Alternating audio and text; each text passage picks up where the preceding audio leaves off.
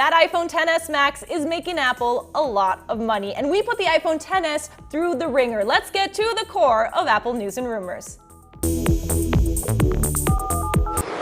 new iPhone XSs and the Apple Watch Series 4 are out in the wild, and apparently money is not an issue for Apple fans. Initial sales reports suggest that the more expensive iPhone XS Max has been the bestseller this year.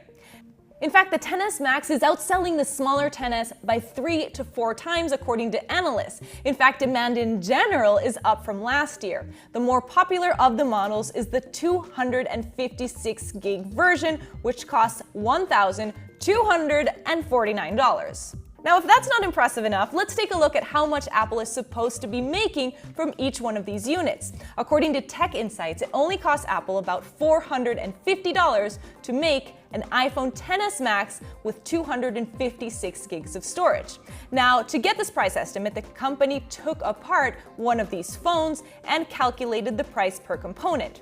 Researcher IHS Markit also came up with a similar estimate of $390 for the 64 gig version of the XS Max. Tim Cook has gone on the record before saying that these estimates usually don't even come close to the actual costs. Now, whether intentional or because of production delays, it seems like the move to delay the cheaper iPhone XR is literally paying off for Apple. And that's the next one. Rumor has it Apple could still be having production issues with the cheaper iPhone X alternative. According to a report by DigiTimes, Apple has had to increase the iPhone X orders from manufacturer Foxconn after their main supplier for this phone, Pegatron, has experienced more production delays. And with the iPhone XR going on pre-sale October 19th, the clock is ticking for Apple. Meanwhile, the Apple Watch Series 4 production is running at full steam. According to another DigiTimes report cited in Mac Rumors, Apple has had to hire a secondary watch assembler to make more units of the Series 4 just to keep up with demand. Delivery dates for the Series 4 on the Apple Store have already started to creep in to the end of October, which I guess, if you're Apple, is a good problem to have. It looks like the entire internet, including CNET, has been busy conducting tests on the new iPhones, and the results are kind of a mixed bag.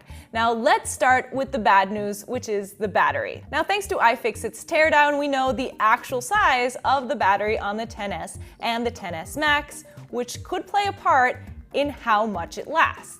A Tom Sky report says the XS and the XS Max have a shorter battery life than the 10 hours and 49 minutes of their predecessors. Now, in the case of the XS Max, the difference is not that significant. It's only about 10 minutes. But in the case of an iPhone XS, the difference is an hour of battery life. In the meantime, we're running our own battery tests to see if these results check out, so stay tuned for that.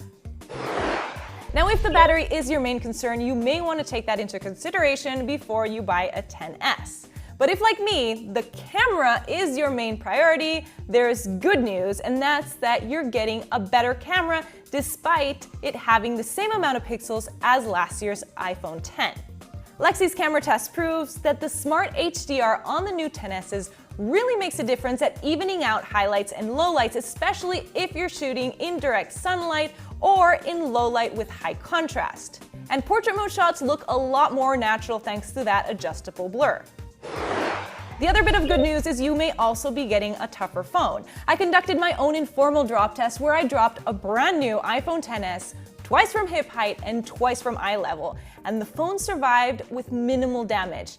Now, that's a far stretch from last year when our iPhone X cracked at the first drop from hip level. And it looks like I wasn't the only one with these results. TechSmart conducted a similar drop test, but this time with the Max, the XS, and last year's X. And the XS came out victorious, while the X suffered the worst blows. Now, I can't say for certain that it does have tougher glass, but the results definitely speak for themselves.